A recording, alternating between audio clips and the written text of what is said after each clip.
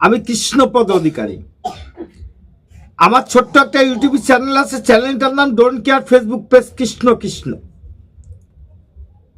আজকে যে বিষয় নিয়ে আপনাদের সঙ্গে কথা বলতে এসেছি এবং কথা বলবো সেটা হলো পাকিস্তানের নিজের পায়ে নিজে কি কুড়ুল মারলো। চলেন দেখা যাক। बुरे दिन शुरू हो गए हैं, फिर दुश्मन चाहे पड़ोस में हो या फिर दूर, सबका इलाज शुरू हो गया।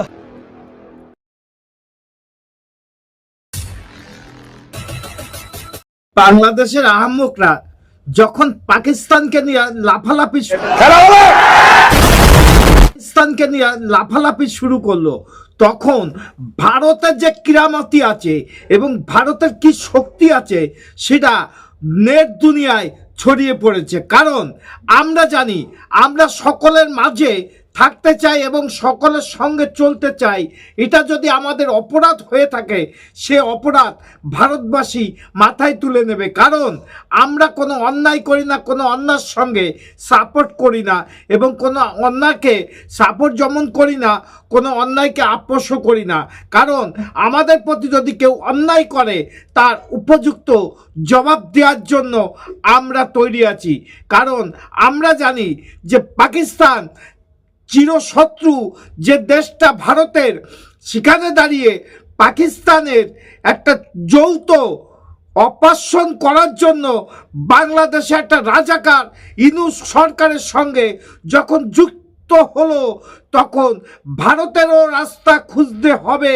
সেই রাস্তাটা দেখাবো আপনারা যে ভারতের কি রাস্তা খুঁজে নিল এবং ভারত কিভাবে পাকিস্তানকে সাহায্য করতে চলেছে, এই গণ্ডমূর্খ বাংলাদেশকেও কিভাবে সাহায্য করতে চলেছে, তার জ্বলন্ত প্রমাণ আমার এই ভিডিওর মধ্যে পাবেন।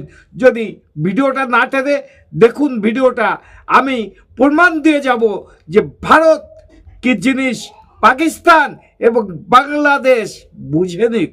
চলুন দেখা যাক ভিডিওটা। भारत के दुश्मनों के बुरे दिन शुरू हो गए हैं, फिर दुश्मन चाहे पड़ोस में हो या फिर दूर, सबका इलाज शुरू हो गया है। दूर की बात करें तो कनाडा में जस्टिन ट्रूडो का अंत हो चुका है और खालिस्तानी भी आखिरी सांसें गिन रहे हैं, मगर असली खेल तो पड़ोस में हुआ है। भारत ने एक ही समय पर 3 पड़ोसी देशों में तहलका मचा दिया है।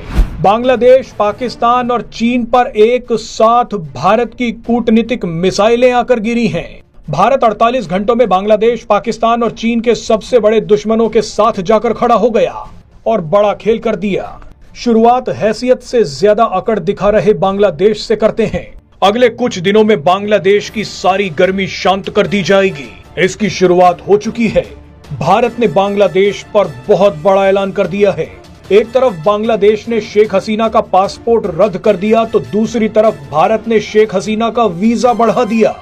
मोदी सरकार ने ऐलान कर दिया है कि शेख हसीना भारत में ही रहेंगी। फिलहाल शेख हसीना का प्रत्यर्पण नहीं किया जाएगा। एक्सपर्ट्स का कहना है कि आने वाले दिनों में मोहम्मद यूनुस बांग्लादेश से भाग सकते हैं। शेख हसीना की विरोधी खालिदा जिया भी बीमारी का बहाना बनाकर विदेश भाग गई हैं। ऐसे में अब तैयारी शेख हसीना को दोबारा प्रधानमंत्री बनाने की जाएगी। शेख हसीना पर बड़ा फैसला लेने के बाद भारत सरकार ने पाकिस्तान पर बिजली गिरा दी। पाकिस्तान पर बहुत बड़ा हमला किया गया है। भारत ने पहली बार दुबई जाकर तालिबान पर ऐसा ऐलान किया है जिसे सुनकर पाकिस्तान को दिल का दौरा पड़ गया है। भारत के विदेश सचिव विक्रम मिस्री ने अफगानिस्तान के विदेश मंत्री मौलवी अमीर खान मुत्ताकी से मुलाकात की है। भारत की तरफ से पहली बार किसी उच्च स्तरीय अधिकारी ने तालिबान से संपर्क किया है। इस बैठक में भारत ने ऐलान किया कि पाकिस्तान ने जिन लाखों अफगानिस्तानी नागरिकों को अपने देश से निकाल दिया था, उनको अफगानिस्तान में दोबारा बसाने के लिए भारत मदद करेगा। ये ऐसा ऐलान है जो पाकिस्तान को बर्बाद कर देगा। तालिबान ने कहा है कि भारत की इस बड़ी मदद के लिए वो कुछ भी करने के लिए तैयार है। इस बयान का मतलब आप समझ लीजिए। तालिबान का नेटवर्क पाकिस्तान के एक शहर में फैला हुआ है, यानी भारत के एक इशारे पर पाकिस्तान का काम तमाम हो सकता है। अब जाते जाते चीन पर भी भारत का डिप्लोमेटिक हमला देख लीजिए। चीन के अवैध कब्जे वाले तिब्बत में भयंकर भूकंप आया और 126 लोगों की मौत हो गई। इसके बाद भारतीय विदेश मंत्रालय ने बाकायदा बयान जारी करके कहा है कि हम तिब्बत ऑटोनोमस रीजन में आए भूकंप से स्तब्ध हैं। हम भूकंप में मारे गए लोगों के प्रति अपनी संवेदना व्यक्त करते हैं। भारत तिब्बत के लोगों के साथ है। বাংলাদেশের মূর্খরা এবং পাকিস্তানে যারা আছে আমাদের ভারতের বিরুদ্ধে যে অত্যাচার অনাচার করে আসছো তোমরা ভাইরা, এবার সাবধান হয়ে যাও। কারণ মানুষ সহ্যর একটা সীমা থাকে, সেই সীমা যখন অতিবাহিত হয়ে যায় নিজে বাঁচার তাগিদায় যদি চীনের পাঁচলিও সামনে দাঁড়ায় সেটাকে রদ করতে এবং গুড়িয়ে দিতে কখনো আমরা দ্বিধাবোধ করব না। এটাই বাস্তব। ভারত কি জিনিস এবং মোদি কি জিনিস দেখিয়ে দিল পৃথিবীর জনগণকে, এবং পৃথিবীর লোকে বুঝে নিল যে মোদি যেখানে আছে সেখানে ভারতের নাগরিক সুরক্ষায় আছে। কোনো অপশক্তিকে এখানে এসে আমাদের কোনো শত্রুপক্ষ বলেন আর অপশক্তি বলেন আমাদের কিছু করতে পারবে না। সেইটাই চ্যালেঞ্জ রেখে গেলাম আমি আপনাদের কাছে। বাংলাদেশের গান্ডুদের এখনো বলছি সংযত হন, তা না হলে আপনাদের বিপদ ভয়ঙ্কর সেই জায়গায় চলে যাচ্ছে দিনের পরে দিন।